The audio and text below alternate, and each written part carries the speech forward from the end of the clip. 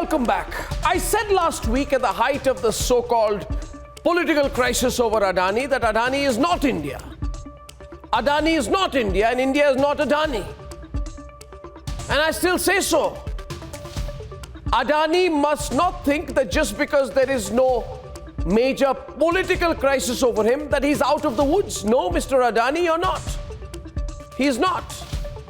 Adani is in trouble. And Adani will continue to be in trouble and he's under scrutiny. And I say his group must continue to remain under scrutiny. Forget Hindenburg. Hindenburg has zero credibility. Hindenburg is just a mercenary profit seeker, not a research group. I don't take them seriously. But Adani itself, the company, has been decoupled from the markets today. Interesting today, the markets were up, but Adani was down. The markets kept going up, Adani kept going down. Interesting. What's the message? Well, the message is this, that the markets were not bearish for Adani, and the markets are not bullish about Adani either. The markets don't care about Adani. Institutional investors and big groups, big financial groups have saved Adani, but they've saved him in the short term. The question is whether they will continue to bet on him and save him in the middle term. Whether he will need saving. If it was perceived proximity to the government, let me repeat the word and emphasize the prefix perceived proximity to the government or perceived closeness with the ruling party that Mr. Adani was benefiting from so far, then the true test of that comes now. Because the government and the ruling party, without saying so in as many words, have made it absolutely clear that that is Mr. Adani, does not get any special treatment.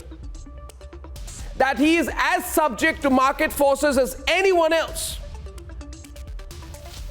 The Uttar Pradesh government kept him out a few days back of a major multi-thousand crore power industry bid. You must have read about that. Then GST authorities were raiding Adani today. Central government GST authorities were raiding the Adani group offices across Himachal Pradesh today. So what is it likely? It's likely that in the future, the kind of big money that LIC put into Adani may not come without massive scrutiny, or maybe may not even come at all. And that is when the real business challenge for Adani and the Adani group will come. Yes, his businesses are bets, but mostly, viewers, ask anyone who understands what kind of business he does, his businesses are long-term bets.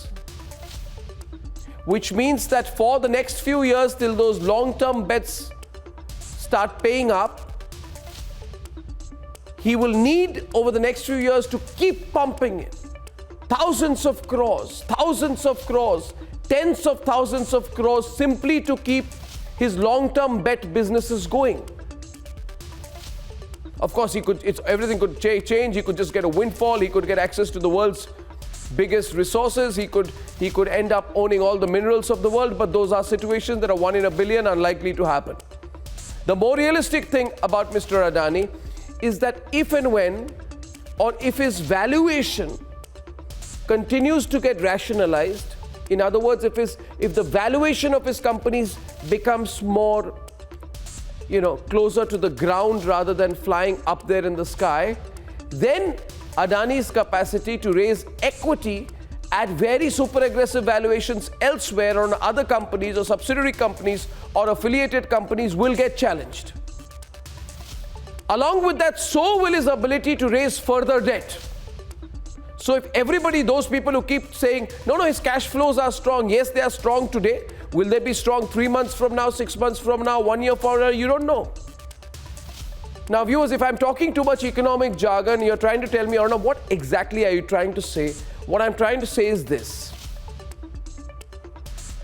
What I'm trying to say is that, yes, as of now, Adani is not sinking. Not now, not yet. But Adani is not out of it yet. Only the political story is over. All that has happened is that the opposition has utterly failed to make this a political weapon of any kind. So the opposition failed politically. In fact, by doing so, the opposition has helped to build the government's image. You may be surprised that I'm saying so, but that's what I believe. Because what the government has done, very smartly, it has refused to come forward visibly or in any other form to help Mr. Adani. They played it very smartly. They've simply distanced themselves.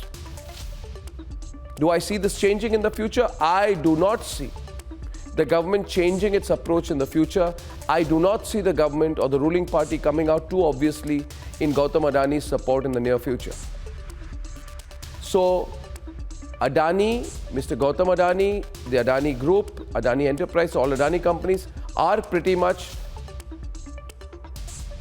from now onwards on their own, at least on their own for the visible future. You can be sure about it, he's not going to be the only big player in infrastructure going forward, viewers. Neither domestically nor globally from India. I think there too the government will be hedging its bets so that the government is not seen to be leaning too much only towards Mr. Adani, which is great, which is good.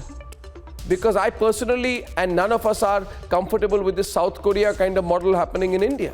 We are not South Korea. We cannot have a South Korea model in India, where 2 or 3 big private sector companies pretty much, do everything big that the country does. We are far bigger, we are far more diversified, we are larger. And in that sense, I think that the plateauing of Adani, I'm not saying the sinking or the collapse of Adani, the plateauing of Adani is the best thing that could have happened for the Indian economy. It is the best thing that could have happened for all our future, ladies and gentlemen, and that is what I'm going to be looking at. We're going to have a fantastic debate. Tell me if you like my sharp opinion tonight on this. The questions to Adani remain. Here's a short news report that